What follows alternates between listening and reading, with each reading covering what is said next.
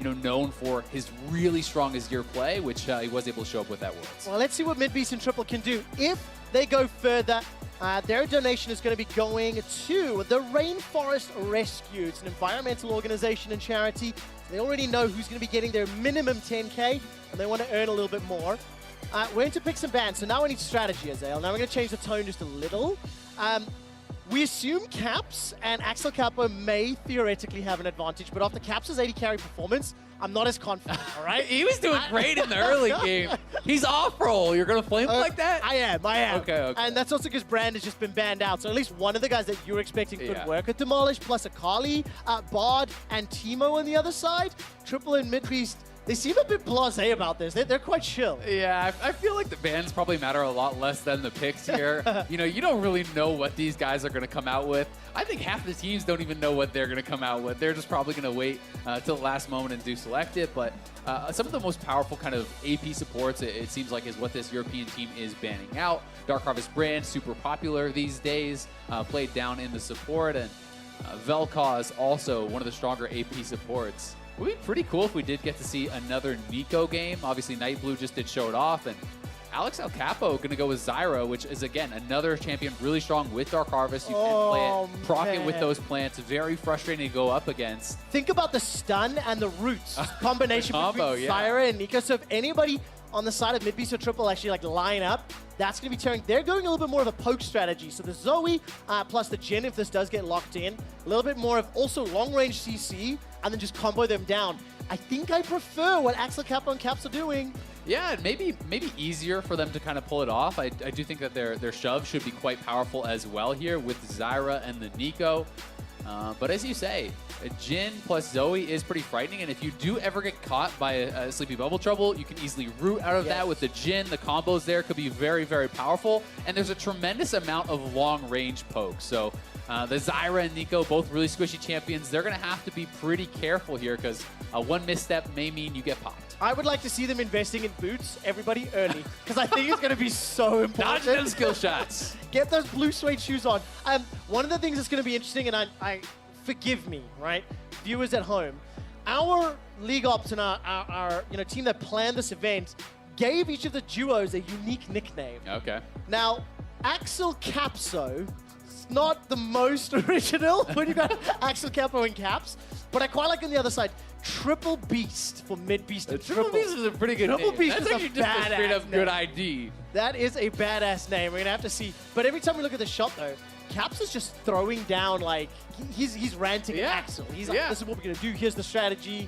I mean, it's a fun event, but people still want to win. Talking to these pros, talking to the guys, at the event, everyone still wants to look good. Everyone still wants to impress individually. Maybe they're not as tied into the actual results, but they at least want to look cool if they're going to go down. Look good while going down. Yeah. That's the question. All right, of course, AlexelCapo is going to be playing the Nico. So he has now two Zyras? Cloned himself as Zyra. It's actually really annoying because I just, in the previous game, it mimics the HP at the time of cast. So coming out of the mimic, you then jump into your actual full HP, and it becomes very, very challenging. Take a look at this already. Caps and Axel gonna start trading. But level 1's not gonna be the most exciting.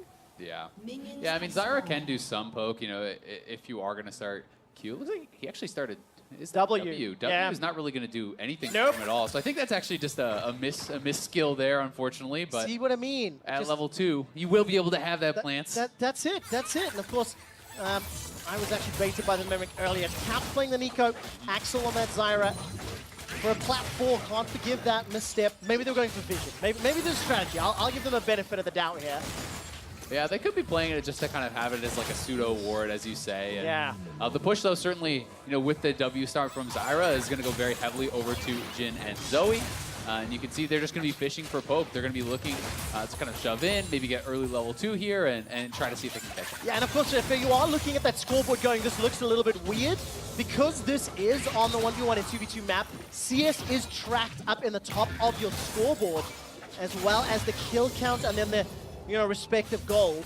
Taking a look at the keystones, no real surprises there, as now both sides are on level 2, Oh, but the look, root. damage on the triple. That's a flash forward down to Cap still has 56, flash. 70 HP. Caps not going to jump in. He's going to be using a little bit of damage and reply. Midbeast is going to be able to save his teammate for now. No kill yet, Azale. Yeah, that is both the summoners down there, though, for AlexelCapo. So he's going to be pretty vulnerable as well. But another root landed by Caps. Ooh, Midbeast. He's now forced to run for his life. Flashes are down on both sides. But look at those plants. As soon as you get the rampant growth popping out, or the grasping roots rather, really working in favor of EU. 12 CS to 11. The wave's pushing towards him as well.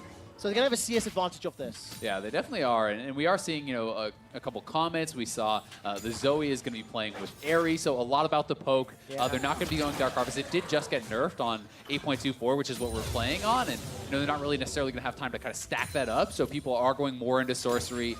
And you will be able to hit confirm that with the Jhin root, for example. Yeah. So we could even see him doing something that you see on ARAM, which is a W max, and just kind of trying to go for more long-range poke. I kind of like it with this combo as well. Like both sides, really. You've got a lot of long-range poke, so it synergizes pretty well. You can see the plants helping proc AlexelCapo's Comet just from range, getting that down.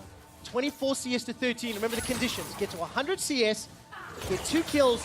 The opposing side will take their tower down. But there's a gigantic, 2 minion waves pushing towards the Oceanic representatives. Yeah, and you always have to remember that last hitting under turret is different on the ARAM map than it is on SR. So a lot of players do kind of get messed up with how many hits the turret is actually putting out to kill off these minions. So the EU team will be able to go for early recalls, double Doran's ring.